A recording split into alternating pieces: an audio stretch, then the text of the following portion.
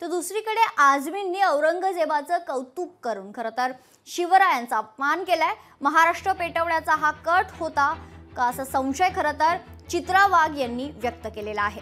सपा खासदार रामजीलाल सुमनांनीही मुक्ताफळं उधळली, महाराणा संग्राम सिंहांचा अपमान केला असं वक्तव्य चित्रा वाघ यांनी केले। सपा की साप समाजवादी पार्टीवर चित्रा वाघ यांनी निशाणा साधलाय।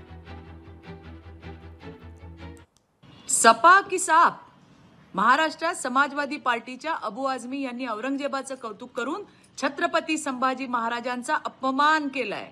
महाराष्ट्र पेटवण्याचा हा कट होता की काय असा संशय यायला लागलाय, कारण आता सपा खासदार रामजीलाल सुमन यांनी मुक्ताफळं उधळली आहेत। महाराणा संग्रामसिंग राणा सांगा यांचा घोर अपमान केलाय। बाबरला हिंदुस्थानात राणा सांगा यांनी आणलं असा नवा इतिहास त्यांनी संसदेत सांगितलाय।